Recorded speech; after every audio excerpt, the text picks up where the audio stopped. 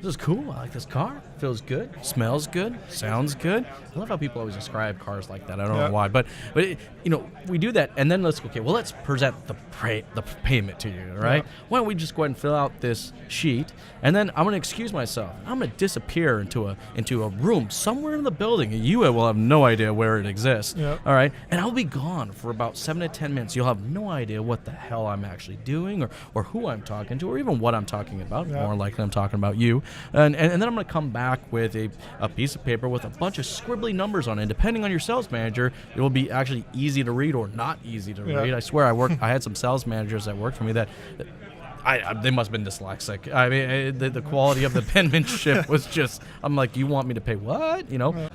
This is the Strategy with Jason podcast with your host, Jason Harris. Hey, Brayden, thank you so much, man, for taking the time to come jam with me today. Today we're at the ACE Expo here in Niagara Falls, Ontario. This is my second year at the event. I think it's just becoming a better event. This is your first year. What do you think of it so far? It's actually my second year. Oh, is it? Sorry, no, I apologize. It's okay, man. I definitely think they've done a good job at improving the event and giving, at least on the vendor side, they're giving us a better setup, and it looks like they've done a pretty good job of filling out all the breakout sessions. The food's great. The food is great. I will admit that for sure. And I find that the content in the sessions is getting richer. So it's cool to see the whole thing start to evolve, year over year. Now you're with Autovance, and you guys are doing some cool stuff over there as far as payment presentation tools. For people that don't know necessarily who you are, or how you kind of got started in the business, just so we kind of give some context to everyone that'll be listening and watching, give me that 2-minute origin story that is Brayden. Okay. Yeah, so my name's Brayden with Autovance, and I got started in the industry. I went to university, hated it, so I dropped out to get a job at a car dealership, marched into a couple dealerships, got walked out. Somebody gave me a job. It was not the best opportunity, a big subprime franchise kind of deal. Nice. We were presenting payments on a Foursquare and hard to sleep at night, and I got out of it as soon as I could, and moved away, came back, got an opportunity at an RV dealership doing sales. The F&I manager walked out, and basically I got handed a file and said, if you can figure out how to get this signed, try and sell some product, I'll get you training and you can have this office. And I did. And so I got trained in the RV world before I ran into a guy that was trying to sell off a used operation, an older guy. So instead I jumped in and helped him run his used operation, and he just did the buying and obviously provided all the product, money, a little bit of guidance, and studied and worked and sold everything I could. So you went from the dealer side over to the vendor side, or like to say on the other side of the fence. How did that happen?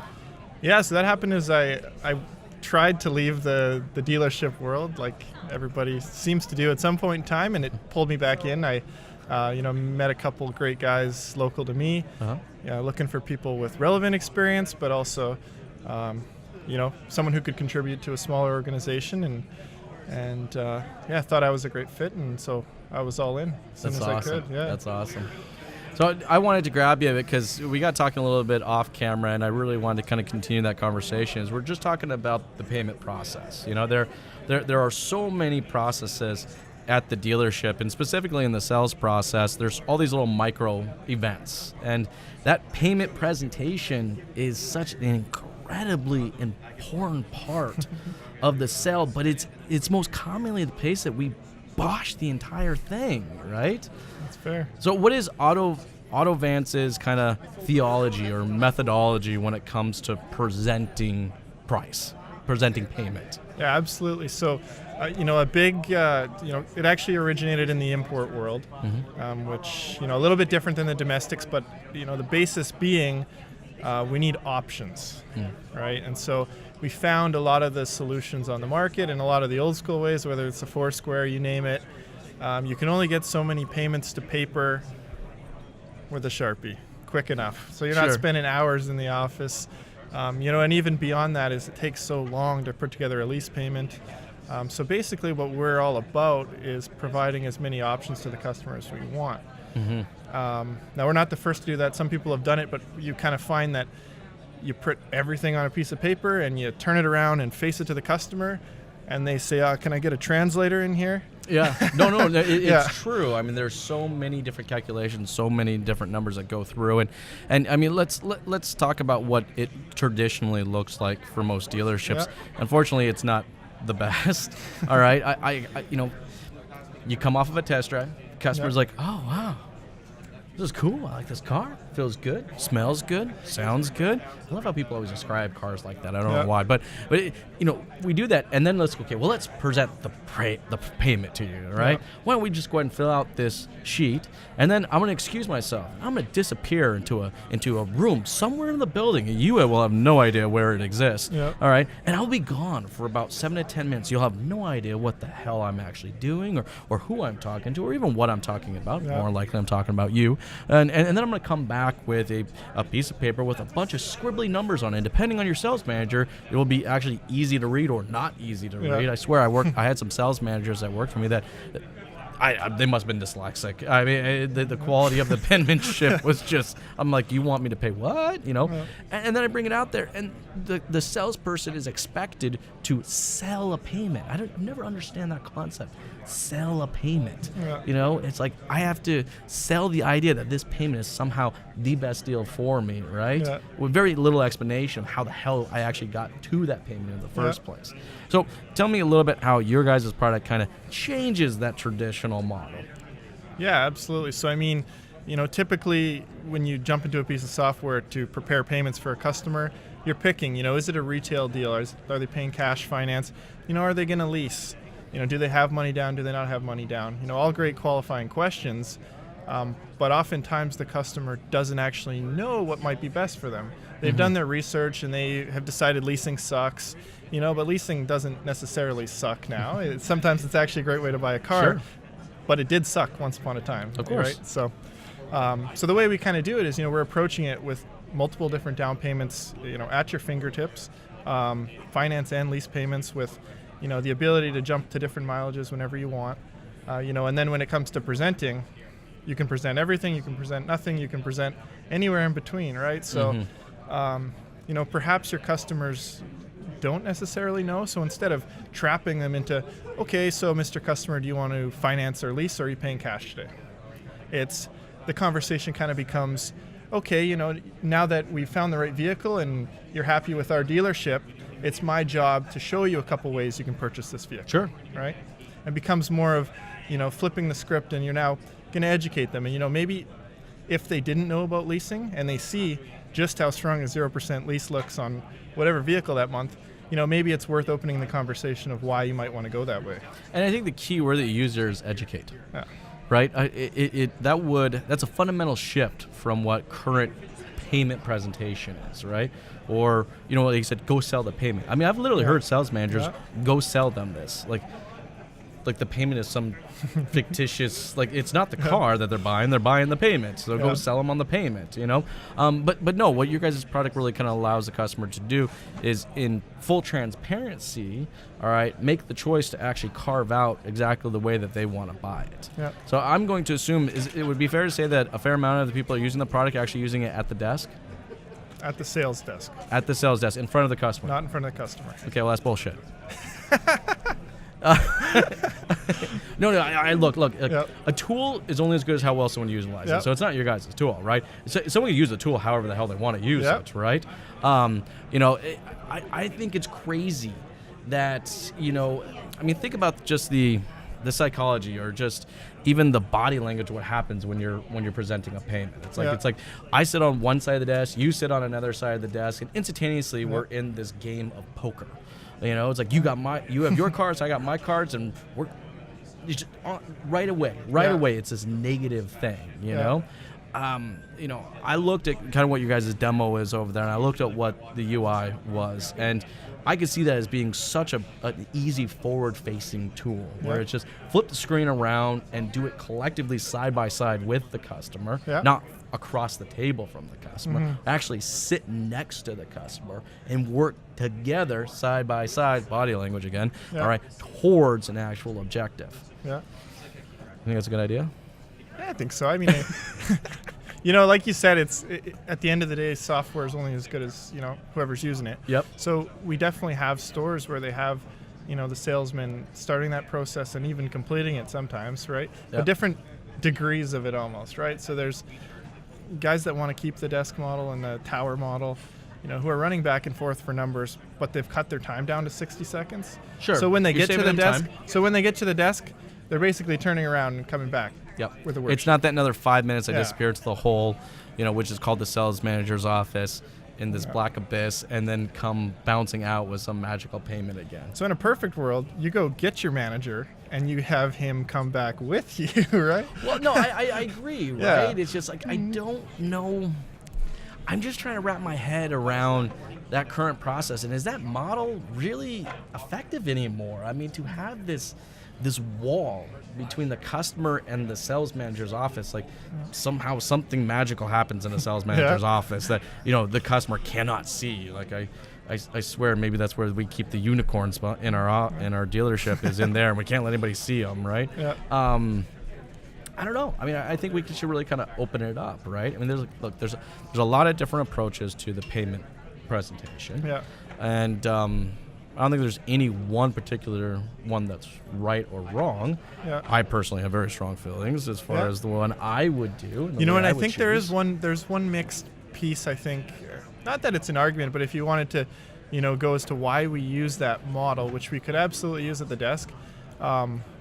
One is you're bringing it from kind of a place of authority, which is little smoke and mirrors, you know, at times. Oh, dude, it's total smoke and mirrors. But I mean, selling the car off of paper is an experience I think that is more comfortable still than buying it off a screen. Yes. Even if you're using an iPad, even if you're using, you know, some good point. touch screen. iPad. Right? Your system works Yeah. on multiple devices. It does. And in theory, I could be sitting in the car with the customer and do this. Yeah. In theory, you pull back up at the dealership and the quote's ready. Exactly. Yeah. Right. I mean that. And even, you know, your manager should be the process. can It really approve should it be. as well. See, while you're in the car. That should be the process Yeah. right there, right? You know, in the sales process, there's always these highs and lows, right? It's like this. It's not a very seamless process. No. It's like, let's do one chunk and then stop and fuck it up, and then let's do another chunk and stop. You know, it's like, here, let me do the walk around, and then I'm gonna go disappear for 7 minutes while I try to find the car so we can go on a test drive. Yeah. You know, it's like, then we come back from the test drive, and it's like, okay, let me fill out this form real quick, and then I'll disappear for another 7 minutes, and you know, and come back. You know, it's like there's just this highs and these lows and stuff like that. I think that'd be a wonderful process. Is by the time I've already got back to the dealership, that the payment structure is already built and ready for me to go. Well, you guys could do that with your tool. Yeah, It no, gives you that absolutely. freedom, right? Yeah. It's a good idea. You should find me a dealer to try it out. Well, no, I mean, look, I actually think, you know, from a vendor's perspective, I actually kind of feel that that's kind of our responsibility, right? Is that, you know, the value that we bring to our Have you clients. seen someone do that yet? Yeah, actually, I did it at my own dealership. Okay. So it's actually, when I had my dealership, I did it. Yeah. But yes, there are dealerships. I just think what it is that it comes through education, right? Yeah. Like we need to educate, you know, the dealers in some best practices. Look, the payment presentation hasn't changed in 50 years. Yeah. I mean, really, it hasn't. No. You know, but the consumer's expectation has. You know, and I think that's where I see tech companies like what you guys are doing, and I think it's pretty nifty the setup you guys have. I mean, I've seen a lot of different type of desking or deal tools, right? You know, and I just having that very multi-device and easy-to-use platform, I see there's a lot of opportunity there to bring it directly to the customer. Yeah. Now, I'm sure that you have seen, you know, dealerships that have had success with the system, and then dealerships that haven't had success with the system. I'm always kind of curious, and I'm always looking for patterns, right? Okay. All right. What do you see out there in the dealerships that are successful, right, in utilizing the system? What makes them unique? They have a consistent, repeatable process. Hands down. Yeah. Regardless if it's old or new, it's still consistent, right? So we come into, you know, we offer a very, very customizable solution, which is good and bad. On one hand, you can do whatever you want. But now that bites you in the foot when you jump into a store that has 6 desk managers, and every desk manager has their own way of serving a first pencil. Yes, that's true. That's true. Right? So your salesman never gets good at how they're selling the car. Yep. Because every time they're getting different instructions, they're getting a different sheet of paper. They don't get really good and really natural at what they're saying, because they're constantly changing it depending on who's on shift, right? So that makes sense. Best practice is you got to make whatever process you commit to, old or new. Not a fan of the old one. Yeah. I can do a whole episode just on that. But you have to be consistent, right? Because if you're not consistent in that payment presentation, then you'll never know actually the effectiveness of that process, right? If, like you said, can measure it at that point. Yeah, well, exactly. You can actually measure its effectiveness, and then we can start to change and adapt. That is one thing, now since we're kind of on the topic of kind of best practices of what I've seen with dealerships that have been really successful with this, that is true, that they are very consistent in those efforts, but their willingness to change the process, to improve their results, is also very obvious at the dealership level. Absolutely. Yeah. Yeah, I can think about, we have a good relationship with a number of local dealers. So, for example, we jumped into a store that didn't have a desking tool and basically said, hey, for 2 years, we're going to commit to always serving up a lease payment. And this is what First Pencil's going to look like. And everybody got on board, right? And right away, it's a no-brainer. Gross is up, lease penetration's up, your CSI is up. And you say, why, right? And you start interpolating, what is it that actually did it? And then now we can go back and tweak. So we're serving 6 payments at a time, right? Well, okay, maybe we think we'll be more profitable if we get money down. So now we're going to just switch our First Pencil to always be with $1,000 down or $500 down or whatever. And then we can split test it, right? No. And that's true. I think it's that commitment to testing and to adjusting the process to give us the best results possible is what I actually think will bring a lot of people out of the old process into a new process. But that's incredibly important. One of the other things that I see in that is transparency. You know what I mean? Like there's just, I'm sorry, but a series of handwritten numbers. I don't think where did these numbers come from? I just kind of plucked them out of the sky and stuck them on a piece of paper, right? When meanwhile I've already gone on the manufacturer site and I know the payment. Isn't that weird? Yeah. Like I don't why. No, get me wrong. I've been in the business long enough to understand, before we had build and price functions, right? In fact, actually, some manufacturers, not even up until 5 years ago, still didn't have build and price functions on their website. So that's still relatively new. But yeah, why do that First Pencil is somehow nowhere close or doesn't correlate with what the customer's already done online? It's like we have to acknowledge, look, these people spend time online. We know that, okay? It's like, I'm sorry if you don't like it or not, and you may not like your manufacturer's build and price function because it doesn't include, provincial, fees or taxes or freights or whatever, or air taxes or whatever the hell it is.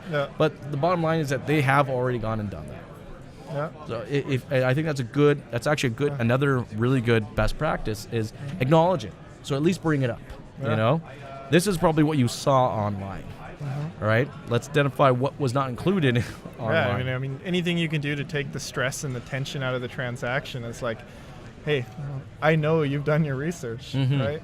And so, we're not out here to insult you. We're not out here to, take advantage of you. Absolutely, we're here to be profitable. But at the same time, it's like, we want to come to a fair and equitable deal, right? Well, and at the end of the day, I think that's what all consumers are looking for, right? Everyone's looking for a good deal for me, a fair deal for you, right? And I know a lot of people out there go, no, that's not what my customers want. They don't want to be that at all. If you speak to them in a place of just person to person, human to human, I think you find majority of the people out there, that's exactly what they want, right? Absolutely. It's just, I feel with dealerships, it's like certain pieces of information or certain parts of our process we like to hold so close or tight to the chest, or like you said, we get on one side of the desk or the other side of the desk, we immediately start playing this game of poker that we almost just kind of inherently push our customers to act a certain way. It's like they just, humanity gets thrown out the window, and it's like, But no, I think that's great. I mean, look, guys, we've identified a couple best practices here already. It's consistency in your process, whatever your process is, that's key, right? And then also transparency. Transparency, that's going to be key. Next question I have is, how about presenting a payment with accessories or protection already in there? Is the system capable? Are you guys doing that on a regular absolutely. basis? I find this is a big deal. You know? How come? Okay, so I'm originally from the States. Okay. And what we do in the States is we have MSRP, then we have dealer price. Okay, and we negotiate somewhere in between there. Okay. Here's what happens in Canada majority of the time. We have MSRP and invoice. Okay. And we negotiate somewhere in between there. Okay. And it drives me bloody bonkers, right? It's like if we don't present, like I'm going to use the example, winter tires. Okay. And there's another thing that always boggled my mind, winter tires. Yeah. Why the hell do dealerships think winter tire is a season? Yeah. It's not a bloody season, all right? You buy a car in June, you are still going to need fucking winter tires. Yeah. Winter's coming. It's going to come. like it or not. Exactly, right? So, as a dealership, well, let me not try to sell the tires to you because, well, it's not season. The probability of that customer coming back and buying winter tires from you, it's like jack all. Oh, yeah. No, they're going to the tire store, wherever. They're Costco, right? They're going to Costco, they're Canadian Tire, and they're getting some moto crap, whatever junk it is, right? So if I present a payment right out of the gate with winter tires and without winter tires, what do you think happens in negotiations? We negotiate somewhere in between there. Yeah. Not between MSRP and invoice. Now we're negotiating somewhere in between there. Yeah, absolutely. Which instantaneously, your winter tires and your packages already have a built-in set of gross profit, so you're actually already now negotiating with a higher profitability. I mean, the customers, getting what they actually need, and they're going to go buy anyway. Yeah. You're doing a disservice by not doing it. Yeah. Yes, you're doing a disservice by not doing that. I had to think about that. Well, no, let me think about it. Yeah. We, especially where you guys are, like, can you imagine not buying a car without winter tires? Yeah, no. You need That'd be winter stupid. tires. It's a no-brainer, yeah. So I don't know why. So that's another great part of your guys' systems, that we can kind of pre-build this in there so we can show these multiple package options, right? Yeah. Yeah, so I mean, that's a really great point, actually. The MSRP to invoice gap is something that, we look at in such an old school way. Mm-hmm. And it's like, how much room you got? How much room you got? I got this much room, right? Instead of, like, what can I do to make you have a better experience? And what can I do to save you a trip you're going to make anyway? Yes. Yeah. Well, no, it's like, I like that. We have to make that payment presentation is so freaking important, and we treat it as kind of this vehicle specific thing. Yeah. Right, and then maybe we'll talk about accessories later. Maybe not. Majority of the time we won't. I actually heard a stat that non-seasonal times, all right, winter tire penetration is less than 10%. Really? Of total sales. So you're selling 60 some odd cars, you're lucky if you're selling 5 or 6 cents. Okay. Right? That's crazy. Now, of course, during the winter, obviously that will go up, right? But it's not even that. It's also F&I products. It's like we wait. We chunk all we were talking about, right? We chunk all these things together, and we have these valleys and pits in between. Yeah. It's like that payment presentation should just be a holistic approach to the entire purchase, But we're so worried that the customer is so driven by price that no, we just gotta sell the freaking car and get this done with. And you know what you remind me, actually, is if I jump back to when I was in the RV industry, we had this great campaign that was legit that nobody else in town did, and it was just add water. So you buy an RV, it comes with, a couple batteries, it comes with the hoses, it comes with, the winterizing, the storage, everything. Yeah. So and a lot of that those were dealer added stuff. Yeah, a lot of that stuff was dealer added stuff. All dealer added. See, so that's a literally there it goes. It's the same thing. Yeah. That's exactly what just my thesis add fuel. is. And that's all it is. You just just add the damn fuel. Yeah. But I mean, that's very true. RV dealers don't do that. Why the hell do car dealers sell this just where it's just the vehicle itself is just one little tiny portion of the purchase, right? Yeah. You wouldn't buy an RV without the batteries or the hoses or the undercoating. Yeah. I remember I bought a 44-foot park model trailer last year. Okay. Last year, right? Yeah. And I couldn't. Like, it's going to be left out in the winter. Yeah. Well, I better get the what's it called on the bottom? It's not rust protection. It's the foam, right? It's the insulating. Or yeah. So I can, during the winter, I can go out there, hook the generator up, bring my buddies up, and we can hang in it, right? The RV industry has a great holistic approach to the purchase. but dealerships don't. Yeah, no, you're right. That's a good point. I can see, and then coming back to the leasing, we talk about buying maintenance packages and stuff like that. Essentially you could present an option, where your customer can choose. Do you want to do all this? Do you want to go buy your winter tires yourself? Do you want to get service the vehicle yourself somewhere? Or do you want something that where you're covered? Your oil changes are included. We're picking the thing up. When you need winter tires, just pull in and we'll put them on. Right? It's like it's the same thing as the RV. It's all in your payment. It's all holistic. It's all in your payment. It's all It's not $1,000 when the snow hits. Well, that's exactly what happened. Right? Yeah. I mean, and in fact, when I purchased my trailer, it was exactly that. I was like, well, no, I'm eventually going to have to get that. I'm eventually going to have to get those hoses. I'm eventually going to have it. I would much rather get the entire transaction done in a single shot versus then finding out later, oh God, I got to go to another retailer and I got to go to another company for this. Yeah. It's just like, what it is there's not enough customer service in the payment presentation process. Yeah, that's definitely true. Right? Yeah. Because if you took a customer service approach to presenting payment, what would that look like? Well, absolutely. You're going to do everything you can to help the customer, right? It's going to be, you're going to be in their interest. Yeah. And I mean, maybe you can take advantage of 0% money or cheap money, whatever's going on as well. Yeah. That's also a great point. We haven't touched on that. True. Yeah. I mean, that's another thing. It's like, do you really want to go and buy those set of winter tires for $1,000 or $1,200 with your own cash during a time of the year when you're already kind of strapped for cash in the first place, or are you just going to take advantage of it now? But if we don't present it, if we don't take that customer service approach to that payment presentation, then we're going to lose on this stuff. Yeah, I like that. And you remind me of all the campaigns that go out there, like the cash back after Christmas or no payments for 3 months or whatever it might be. And it's like a lot of that stuff, instead of having a recovery approach, we could be proactive and serve the customer better so that we don't have to reel them in that way. No, 100%. No, look, I love this, and Brayden, thank you so much for coming to spend the time to jam with me. Just to recap real quick, because I think we touched on three amazing, best practices. Is process. You gotta stay consistent, right? Absolutely. Transparency. You need to be transparent. I mean, I think the days of writing something on a piece of paper and just assuming someone's going to understand what the hell that actually means, it's not enough. Yeah. It's just not sufficient, right? You got to be transparent. You need to utilize a tool that's going to help you to be transparent, right? And then lastly, the hell did I say lastly again? You got to use the payment presentation to better serve your customers. Thank you. Yeah. All right. Take two. And then lastly, just that payment presentation needs to be a holistic approach. Yeah. We can't just, it's not necessarily just a race to sell the car. We need to take a customer service approach to presenting that payment and include all costs, just like you said with the RV company, right? Yeah. It's everything in one single payment. Yeah. Awesome. Hey, Brayden, for anybody out there that's listening or watching right now, would like to learn more about what you guys are doing, what's the best way to connect with you?